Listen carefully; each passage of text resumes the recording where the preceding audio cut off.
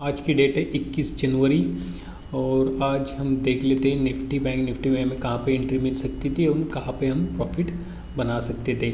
आज सेंसेक्स की एक्सपायरी थी। सेंसेक्स देखना था लेकिन देखा नहीं गया आज। तो आज निफ्टी 50 में देख लेते हैं। ये एज ए बैक टेस्टिंग की तरह हम यूज़ करेंगे। मैं तो कोई ट्रेड ले नहीं रहा हूँ अभी, थोड़ा बैक टेस्टिंग पे ही वर्कआउट चल रहा है। आज कल निफ्टी ने एक रेंज बनाया था क्लोजिंग के समय, उसके ऊपर ही आज गैप अप ओपन हुआ और वापस उसी रेंज में आया। उसके बाद उस रेंज को ब्रेक डाउन किया। तो पिवोट को ब्रेक करने के बाद एक एंट्री बन सकती थी, लेकिन वहाँ पे कुछ कंफर्मेशन नहीं था, इसलिए ये एंट्री यहाँ पे और कोई पैटर्न नहीं दिख रहा था, कंफर्मेशन भी नहीं था, तो यहाँ पे एंट्री नहीं बन रही थी। तो इतना फॉलोइंग के बाद भी यहाँ इसने एक सपोर्ट लिया ट्रेंड लाइन के पास और एक सपोर्ट भी बनाया था। तो वहाँ पे भी एक बाइंग एंट्री बन सकती थी, लेकिन वापस ही नीचे आया और वहीं ट्रेंड लाइन के पास इसने डब्ल्यू पैटर्न बनाया। छोटा सा डब्ल्यू पैटर्न है ये, और उसको ब्रेक होने के बाद यहाँ पे एक एंट्री लॉन्ग पोजीशन पे बन सकती थी नेक्स्ट कैंडल पे। एसएल होता डब्ल्यू के नीचे और 1:2 हम आराम से बना सकते थे। तो ये अच्छा एक ट्रेड होता। तो इसमें एक ही कैंडल में हमारा टारगेट हिट किया। तो अगर हम यहाँ पे एंट्री नहीं लेते तो ये मिस हो जाता, क्योंकि इतनी बड़ी कैंडल के बाद तो कोई भी एंट्री लेने के लिए ट्राई नहीं करता।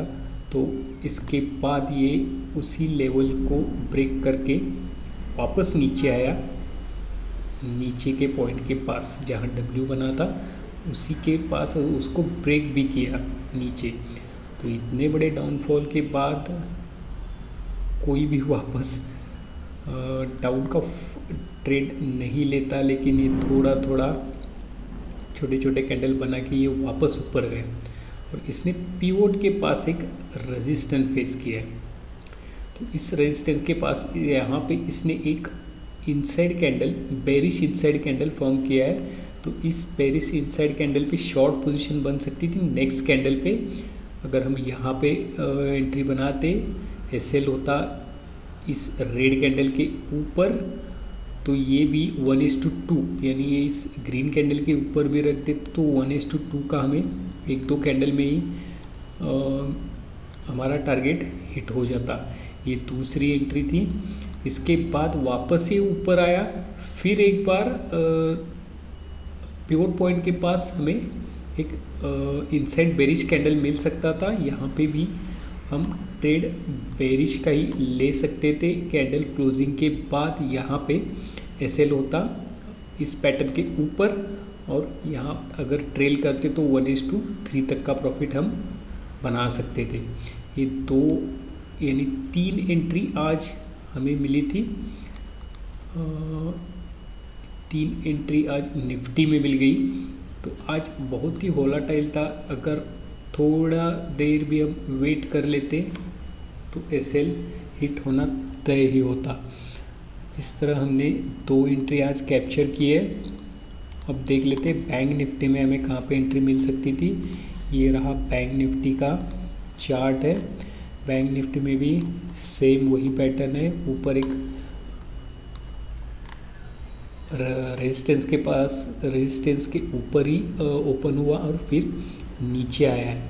बैंक निफ्टी में कहीं पे भी इसने कोई भी पैटर्न दिखाया नहीं है।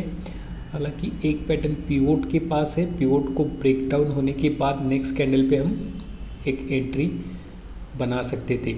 ये एक बेरिश एंट्री थी। यहाँ पे हम 1:2 का प्रॉफिट आराम से बना सकते थे। एसएल होता पिवोट के पास और 1:2 हम बना सकते थे। ये बैंक निफ्टी की एक एंट्री थी। इसके बाद वापस बैंक निफ्टी पिवोट के पास आया, लेकिन यहाँ पे कोई भी पैटर्न दिख नहीं रहा है। तो यहाँ पे एंट्री कुछ नहीं बन सकती। इसके बाद बैंक निफ्टी तो साइडवेज हो गया है। ये बैंक निफ्टी में एक ही एंट्री मिल गई। वैसे तो निफ्टी में ही 3 एंट्री वो भी एक्सपायरी नज़दीक होने से मिल गई है। यहाँ पे ये वोलेटिलिटी बढ़ गई है निफ्टी में, तो ये काफ़ी अच्छा था आज निफ्टी। अब निफ्टी ने जो ट्रेंड लाइन थी वो ब्रेक की है, बड़ी वाली ट्रेंड लाइन। यानी आप डेली चार्ट देखोगे तो हम डेली लगा देते हैं निफ्टी में नेट।